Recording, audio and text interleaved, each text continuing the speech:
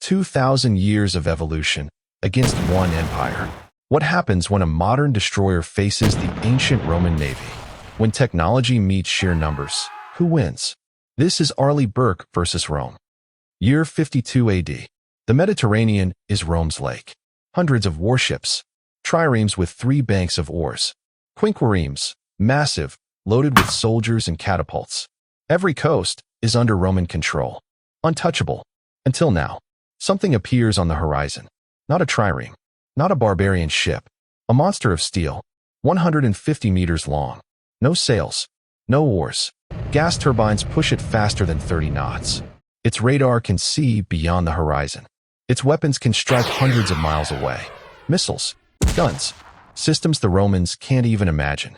It is the USS Arleigh Burke, a modern guided missile destroyer, dropped into the age of Rome. The Arleigh Burke destroyer. 9,000 tons of steel. A crew of 300. Built for modern war. Radar. Aegis system. Tracks hundreds of targets at once. Sees fleets before they leave the harbor. Vertical launch system. 96 missile cells. Each cell can hold a weapon. Surface-to-air missiles. Cruise missiles. Anti-ship missiles. Enough firepower to erase an entire navy. Tomahawk missiles. Range, 1,000 miles. Precision, window-sized targets. SM-2 and SM-6 missiles. Designed to kill supersonic jets. For a wooden galley, it's overkill. Guns, 5-inch naval cannon.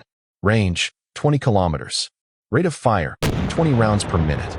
Closed defense, phalanx Sea Whiz. A Gatling gun that fires 75 rounds per second. Anything that gets close gets shredded. To the Romans, this ship is not just powerful. It is impossible. The Roman fleet spots it. A single ship. Huge. Silent. It cuts the water like nothing they have ever seen. Admirals give the order. Form up. Signal the attack. Dozens of triremes surge forward. Oars beating in rhythm. Ramming speed. Archers release volleys. Hundreds of arrows. They bounce off steel. Shields of bronze cannot harm a warship of iron. Catapults fire stones. Heavy projectiles crash against the hull. The destroyer does not move. The Romans close in. They prepare to board. Hooks. Ladders. Grappling lines. For them, this is how battles are won. But the Arleigh Burke is not standing still. The crew arms weapons. The first shots are seconds away. Rome is about to meet the future. The order is given. Fire. The destroyer launches a missile. A column of smoke. Seconds later, a Roman ship disappears in fire. Tomahawks streak low over the water. One after another. Impact.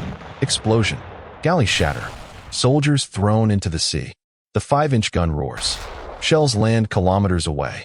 Wooden ships splinter instantly. Closer targets approach. Phalanx CIWS activates. The Gatling gun spins. 75 rounds per second. Incoming boats are cut to pieces. Arrows rain down. Stones crash into the hull. No effect. The Romans watch in disbelief. Dozens of ships lost in minutes. Formations break. Some flee. Others charge again. For the destroyer, this is not a battle. It is target practice. But even this firepower has limits. And Rome has endless men and ships. The Arleigh Burke is powerful, but not infinite. Every launch reduces the count. There are no resupply ships in the year 52 AD. Once empty, that's it. Fuel tanks. Large, but not endless. No modern tankers. No ports for maintenance. Ammunition for guns is limited. Sea Whiz barrels overheat.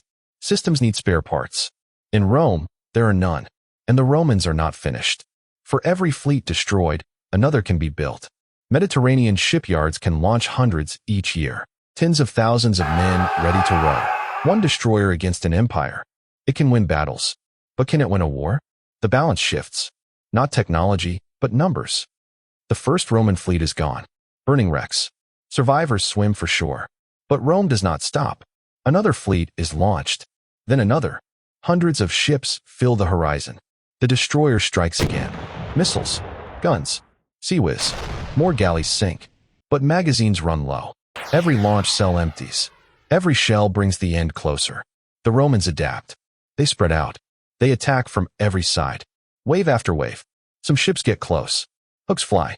Ladders slam against the hull. Hundreds of legionaries climb. The destroyer's crew fights to hold the deck. For the first time, the outcome is uncertain. Will advanced weapons hold the line? Or will sheer numbers overwhelm the future's deadliest warship? But history is never written in just one way. Let's see what happens if things went differently. Scenario 1. The modern side prevails. The destroyer does not stop. Every missile is used with precision. Tomahawks sink flagships. SM-2s erase whole formations. The 5-inch gun pounds any ship that dares to close. Roman fleets are launched again and again. Each one is shattered. Shipyards cannot keep up with the losses. Tens of thousands of men die at sea. Trade routes collapse. Without its navy, Rome cannot feed its cities. One ship from the future has ended the Roman Empire 2,000 years early. Scenario 2. History strikes back. The destroyer fights for weeks. Missiles run low. Gun barrels wear out. Sea Whiz overheats. Fuel burns with every hour. Hundreds of galleys surround the steel monster. They ram from all sides. Hooks and ladders connect. Thousands of legionaries climb aboard. The crew fights desperately on deck. Rifles cut down waves of attackers, but numbers overwhelm. The Arleigh Burke disappears under fire and men. The most advanced warship ever built, dragged to the bottom by oars and swords. So what is more powerful? Cutting-edge technology from the 21st century? Or the endless manpower of Rome? Tell us in the comments. Who do you think wins?